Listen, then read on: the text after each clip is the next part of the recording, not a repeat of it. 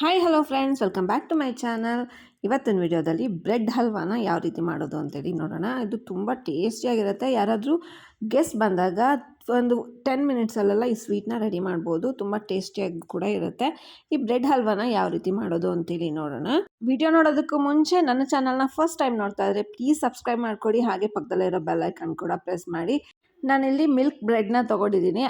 10 ಪೀಸಸ್ನ ತೊಗೊಂಡಿದ್ದೀನಿ ನಾನು.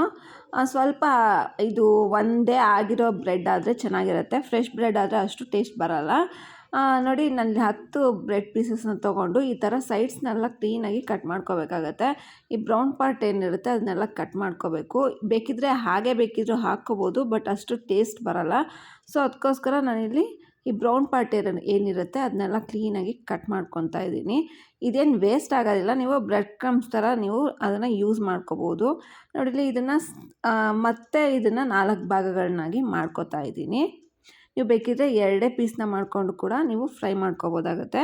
ನೋಡಿ, ನಾನಿಲ್ಲಿ ಈ ಥರ ಸ್ಲೈಸಸ್ನ ರೆಡಿ ಮಾಡಿ ಇಟ್ಕೊಂಡಿದ್ದೀನಿ. ನಂತರ ಒಂದು ಪ್ಯಾನಲ್ಲಿ ನಾನು 3 ಟೇಬಲ್ ಸ್ಪೂನಷ್ಟು ತುಪ್ಪನ ಆ್ಯಡ್ ಮಾಡ್ಕೊಂಡಿದ್ದೀನಿ.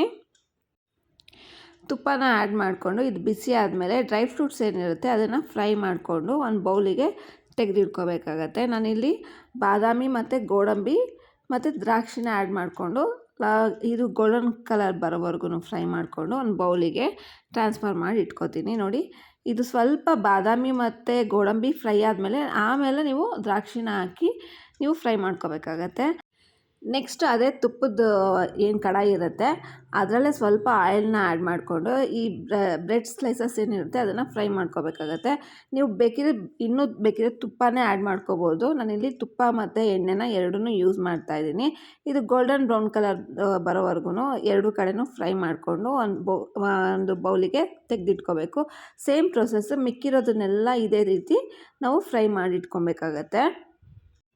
ನಾನೆಲ್ಲ ಪೀಸಸ್ನೂ ಫ್ರೈ ಮಾಡಿ ಇಟ್ಕೊಂಡಿದ್ದೀನಿ. ನಂತರ ಒಂದು ಕಡಾಯಲ್ಲಿ ಅರ್ಧ ಬೌಲಷ್ಟು ನಾನು ಶುಗರ್ನ ತೊಗೊಂಡಿದ್ದೀನಿ. ಅರ್ಧಕ್ಕೆ 1 ಬೌಲಷ್ಟು ವಾಟರ್ನ ಆ್ಯಡ್ ಮಾಡಿ, ಇದು ಸಕ್ಕರೆ ಕರಗಿದ್ರೆ ಸಾಕು, ಒಂದೆಡೆ ಪಾಕ ಆ ಥರ ಏನು ಬರೋ ಅವಶ್ಯಕತೆ ಇಲ್ಲ. ಸಕ್ಕರೆ ಕರಗಿ 1-2 ನಿಮಿಷ ಬಿಟ್ಟರೆ ಸಾಕಾಗತ್ತೆ. ನಂತರ ಈ ಬ್ರೆಡ್ ಸ್ಲೈಸಸ್ ಏನಿರುತ್ತೆ ಫ್ರೈ ಮಾಡಿ ಇಟ್ಕೊಂಡಿರೋದು ಇದಕ್ಕೆ ಆ್ಯಡ್ ಮಾಡ್ಕೊಳ್ಬೇಕು. ಇದು ಒಂದು 5 ನಿಮಿಷ, 1-2 ನಿಮಿಷಕ್ಕೆಲ್ಲ ಇದು ಸಾಫ್ಟ್ ಆಗಿಬಿಡುತ್ತೆ. ಈ ಸಾಫ್ಟ್ ಆಗಬೇಕು, ಅಲ್ಲಿವರೆಗೂ ಇದನ್ನು ಸ್ವಲ್ಪ ಮ್ಯಾಶ್ ಮಾಡಿ 1-2 ನಿಮಿಷಕ್ಕೆಲ್ಲ ಇದು ಸಾಫ್ಟ್ ಆಗಿಬಿಡುತ್ತೆ. ನೋಡಿ, ಈ ರೀತಿಯಾಗಿ ಫುಲ್ ಸಾಫ್ಟ್ ಆಗಿದೆ. ಈ ಟೈಮಲ್ಲಿ 1 ಬೌಲಷ್ಟನ್ನ ನಾನಿಲ್ಲಿ ಹಾಲನ್ನ ಆ್ಯಡ್ ಮಾಡ್ಕೊತಾ ಇದ್ದೀನಿ. ಇದನ್ನು ಬಿಸಿ ಮಾಡಿ ಆರಿಸಿರೋ ಹಾಲನ್ನ ನಾನು 1 ಬೌಲಷ್ಟು ಹಾಲನ್ನ ತೊಗೊಂಡು ಇದಕ್ಕೆ ಆ್ಯಡ್ ಮಾಡಿದ್ದೀನಿ. ನಂತರ ಫುಡ್ ಕಲರ್ನ ಆರೆಂಜ್ ಫುಡ್ ಕಲರ್ನ ಆ್ಯಡ್ ಮಾಡಿದ್ದೀನಿ. ನೀವು ಬೇಕು ಅಂದರೆ ಆ್ಯಡ್ ಮಾಡ್ಕೋಬೋದು, ಇಲ್ಲಾಂದರೆ ಸ್ಕಿಪ್ ಮಾಡ್ಬೋದು. ನೋಡಿ, ಇದು ರೆಡಿಯಾಗಿದೆ. ಈಗ ಒಂದು 5 ನಿಮಿಷ ನಾವು ಇದನ್ನು ಬೇಯಿಸ್ಕೊಳ್ಳೋಣ.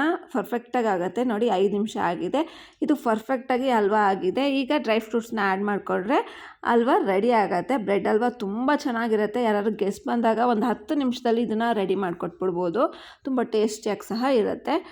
ಪೂರ್ತಿಯಾಗಿ ಬ್ರೆಡ್ ಹಲ್ವಾ ರೆಡಿಯಾಗಿದೆ. ಸ್ಟವ್ ಆಫ್ ಮಾಡಿ ಇದನ್ನು ಸರ್ವ್ ಮಾಡಿ ನಿಮ್ಮ ಗೆಸ್ಟ್ಗಳಿಗೆ ಕೊಟ್ಟರೆ ತುಂಬ ಚೆನ್ನಾಗಿದೆ ಅಂತ ಕಾಂಪ್ಲಿಮೆಂಟ್ ಕೂಡ ಸಿಗುತ್ತೆ ನಿಮಗೆ.